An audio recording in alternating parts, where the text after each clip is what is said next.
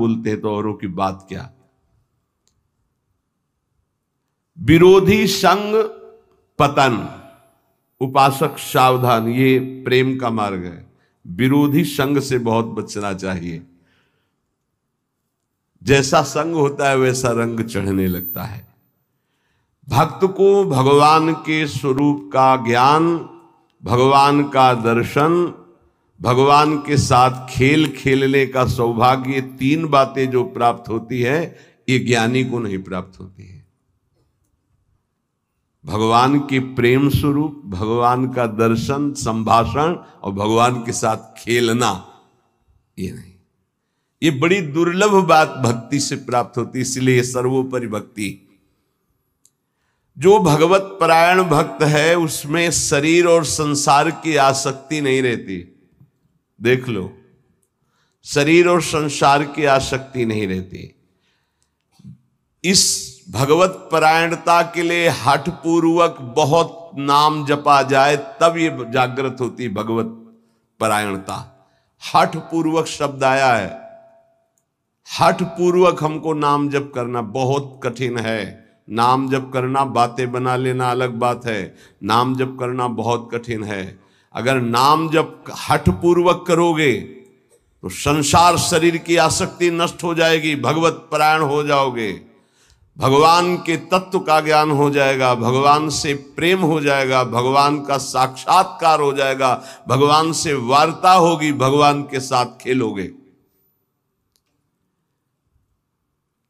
जब भगवत परायणता जागृत होती है तो कुत्ता, गधा, चांडाल, जहां दृष्टि जाती है वहां श्री कृष्ण दिखाई देते हैं। विद्या विनय संपन्ने ब्राह्मणे गविहस्तनी स्वनी च सुपाके चा पंडिता समदर्शिना, ये तत्वबोध हो जाता है भक्त को,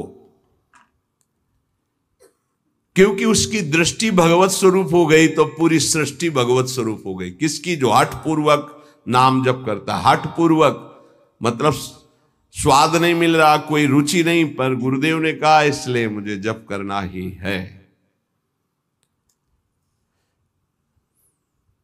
जब बिना किसी प्रयास के भगवत स्मरण चलने लगे, बिना कोई अटकल लगाए कि अरे सब में भगवान है और भगवान दिखने लगे, तो समझ लेना चाहिए कि अब हमारा कार्य पूरा हो गया है। सर्वत जैसे साधक देखेगा तो पहले स्त्री पुरुष दिखाई देगा, फिर भावना करेगा कि इसमें श्री भगवान है, लेकिन परिपक्व जब हो जाएगा तो ये ढांचे नहीं दिखाई देंगे, केवल भगवान दिखाई देंगे।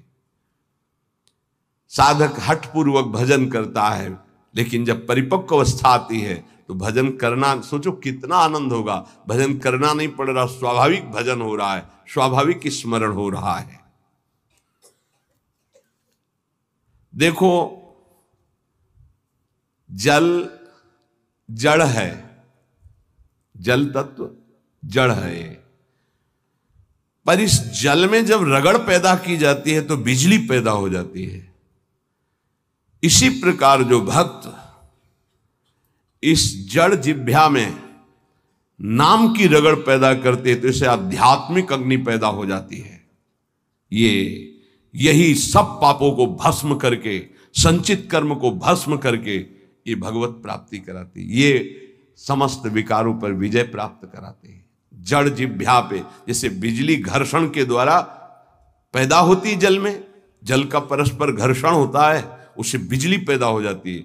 ऐसे जिह्वा और नाम का घर्षण होता है तो एक आध्यात्मिक शक्ति पैदा होती है जो समस्त कामनाओं पर विजय प्राप्त कराती है, जो माया को पराजित करके भगवत साक्षात्कार कराती है। पकड़ो भाई, बात को पकड़ो। हमारा मन जो चाहता है वो करवा लेता, हमें सामर्थ्य नहीं, वो सामर्थ्य नहीं। देखो ना बिजली कहां पैदा हुई हो, कहां तक प्रकाश कर रही है। ये बिजली पैदा होने का स्थान थोड़ी है, बिजली तो कहीं और पैदा हुई, लेकिन एक संबंध के कारण वो यहां भी प्रकाशित हो रही है। क्रम से संबंध है तो यहां प्रकाशित हो रही। ऐसे ही रोम रोम रग रग में अध्यात्म शक्ति का प्रकाश, तो जगत में जो भी उसके सानिध्य में आएगा वो अध्यात्म शक्ति संपन्न हो जाएगा।